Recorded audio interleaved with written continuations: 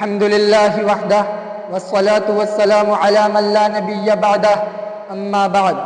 میرے محترم سامعین و ناظرین، یہ چونکہ ربیع الاول کا مہینہ چل رہا ہے جو بڑا ہی مقدس اور بابرکت مہینہ ہے، اسی مہینے کے اندر دونوں جہاں کے سردار حضور پرنور صلی اللہ علیہ وسلم کی ولادت باسعادت ہوئی اور آپ صلی اللہ علیہ وسلم اس دنیا کے اندر تشریف لائے۔ اس لیے میرے دل میں یہ خیال ہوا کہ آج میں آپ لوگوں کے سامنے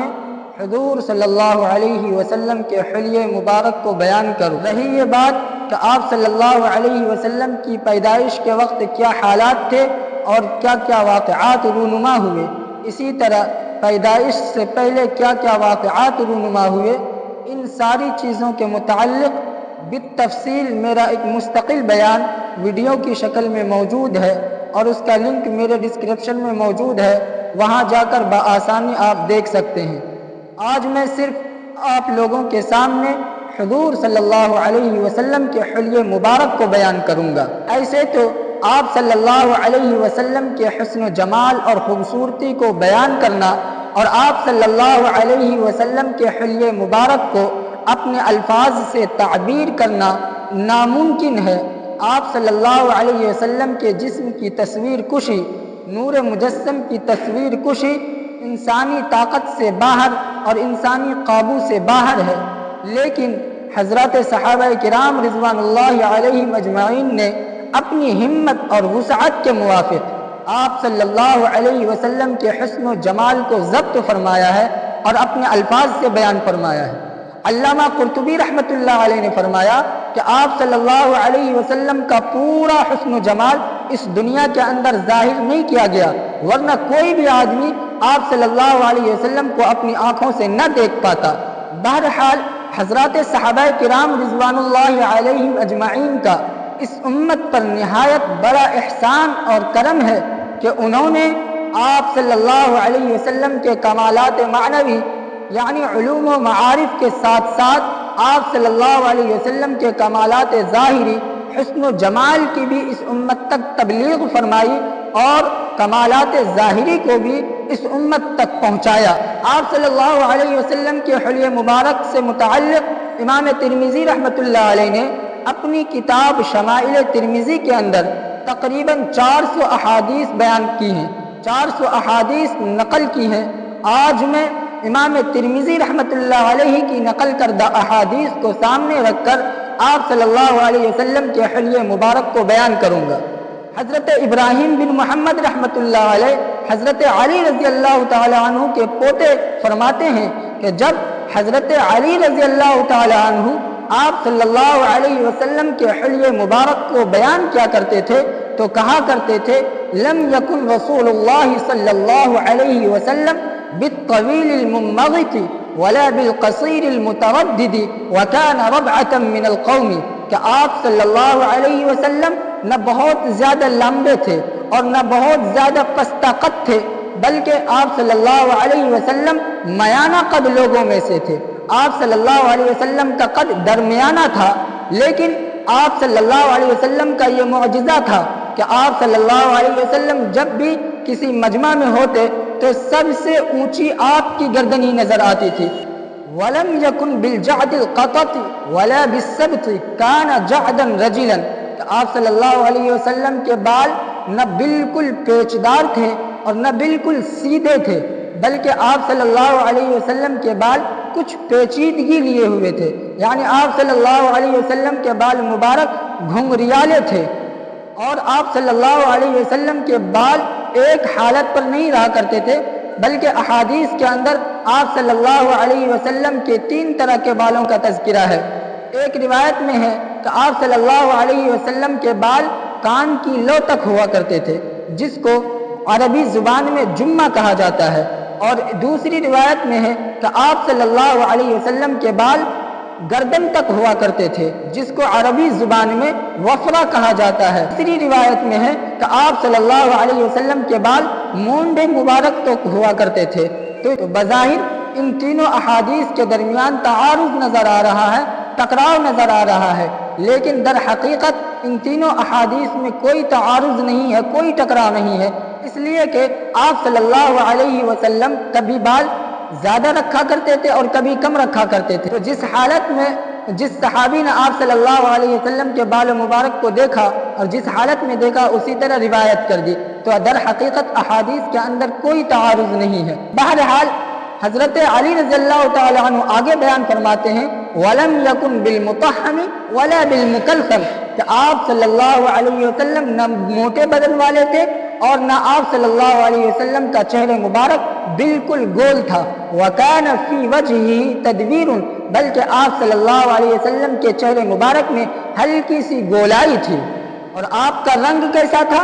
دوسری روایت میں ہے وَلَا بِالْأَبْيَضِ الْأَمْحَقِ وَلَا بِالْآدَمِ کہ آپ صلی اللہ علیہ وسلم نہ چونے کی طرح بالکل سفید تھے کہ دیکھنے سے طبیعت کو گھن معلوم ہوتی ہو، اور نہ آپ صلی اللہ علیہ وسلم بالکل گندمی رنگ کے تھے، یعنی نہ بالکل سانولے تھے اور نہ بالکل چونے کی طرح سفید تھے، بلکہ حضرت علی رضی اللہ تعالیٰ عنہ فرمایا کرتے تھے ابیض مشرب کہ آپ صلی اللہ علیہ وسلم کا رنگ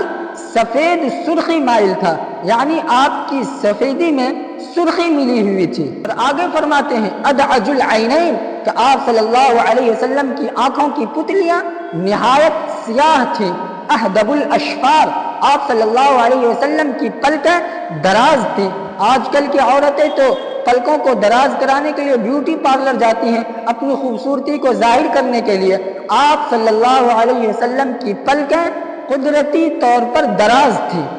جلیل المشاش والکتد کہ آپ صلی اللہ علیہ وسلم کے جوڑوں کے ملنے کی ہڈیاں بڑی مضبوط اور موٹی تھیں، مثلا کوہنیاں، ٹخنے اور گھٹنے وغیرہ۔ اسی طرح آپ صلی اللہ علیہ وسلم کے دونوں مونڈوں کے درمیان کی جگہ بھی پرگوشت تھی۔ اور حضرت علی رضی اللہ تعالیٰ عنہ فرمایا کرتے تھے کہ آپ صلی اللہ علیہ وسلم کے جسم مبارک پر معمولی طور سے زائد بال نہ تھے۔ بسا اوقات ایسا ہوتا ہے کہ بہت سے لوگوں کے جسم پر پورے بال بھر کر آتے ہیں، بہت زیادہ بال ہوا کرتے ہیں، لیکن آپ صلی اللہ علیہ وسلم کے جسم پر مخصوص حصوں کے علاوہ بال نہ تھے، مثلا پنڈلیاں اور بازو وغیرہ، ان کے علاوہ کہیں اور بال نہ تھے۔ حدیث کے اندر اجرد کا لفظ آیا ہے جس کی تفسیر یہی ہے جو میں نے بیان کی۔ اور حضرت علی رضی اللہ تعالیٰ عنہ فرمایا کرتے تھے ذو مسربۃ کہ آپ صلی اللہ علیہ وسلم کے سینے سے لے کر ناک تک بالوں کی ایک لمبی لکیر تھی۔ پورے پیٹ پر یا پورے سینے پر آپ صلی اللہ علیہ وسلم کے بال بھرے نہیں ہوئے تھے۔ اور آپ صلی اللہ علیہ وسلم کے ہاتھ مبارک اور پاؤں مبارک کیسے تھے؟ شفن الکفین والقدمین کہ آپ صلی اللہ علیہ وسلم کے ہاتھ مبارک اور قدم مبارک دونوں پرگوشت تھے۔ مشى يتكفأ اور جب آپ صلی اللہ علیہ وسلم چلتے تھے تو ذرا جھک کر چلتے تھے۔ اور دوسری حدیث میں ہے اذا مشى تقلع كأنما ينحت في صبب کہ آپ صلی اللہ علیہ وسلم جب چلا کرتے تھے تو بڑی طاقت اور قوت کے ساتھ قدم اٹھاتے تھے، مردانہ رفتار سے چلتے تھے، یعنی پاؤں اٹھا کر آپ صلی اللہ علیہ وسلم چلا کرتے تھے، پاؤں زمین پر گھسیٹ کر نہیں چلتے تھے جو عورتوں کی چال ہوتی ہے۔ اور آپ صلی اللہ علیہ وسلم اس طرح چلتے تھے جیسے کسی نشیب وادی میں اتر رہے ہوں، کسی پشتی کی طرف جا رہے ہوں۔ لیکن آج کل ہم مسلمانوں کا حال کیا ہے کہ اگر کسی شخص کو 10 لوگ سلام کرنا شروع کر دیں تو یوں تن کر چلنا شروع کر دیتے ہیں۔ آپ صلی اللہ علیہ وسلم کی یہ حالت نہیں تھی۔ اور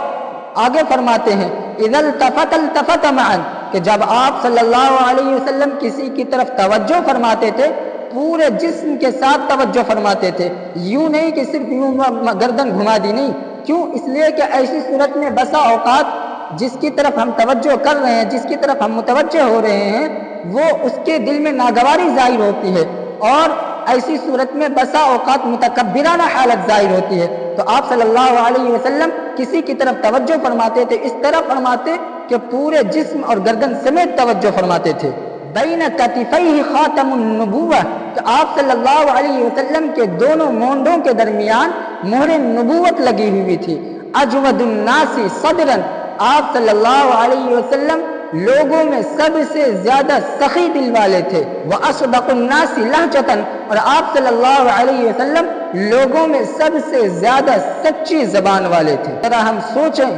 کہ جس امت کا نبی حسن و جمال اور خوبصورتی کا پیکر ہو، وہ امت اس نبی کی شکل و صورت کو چھوڑ کر کسی اور کی شکل و صورت کو اختیار کرے، اس گوری چمڑی والے کی شکل و صورت کو اختیار کرے کہ خدا کی قسم اگر کتے کو بھی ذبح ہوتی تو ایسی شکل و صورت پر لعنت بھیجتا۔ ہر کوئی عقل میں آنے والی بات، ہر کوئی سوچ بچار کی بات، جس امت کا نبی اتنا حسین، اتنا جمیل اور اس قدر خوبصورت ہو کہ 14ویں رات کے چاند سے زیادہ اس کا رخ انور چمکدار ہو، وہ امت اس نبی کو چھوڑ کر کسی اور کو اپنا آئیڈیل بنا لے، کسی اور کو اپنی زندگی کا نمونہ بنا لے، یہ کوئی عقل میں آنے والی بات ہے؟ اللہ تبارک و تعالی ہم سب کے دلوں کے اندر دین کی صحیح سمجھ پیدا فرمائے اور آپ صلی اللہ علیہ وسلم کے طور طریقے کو اختیار کرنے کی توفیق مرحمت فرمائے، آمین۔ وما علینا الا البلاغ۔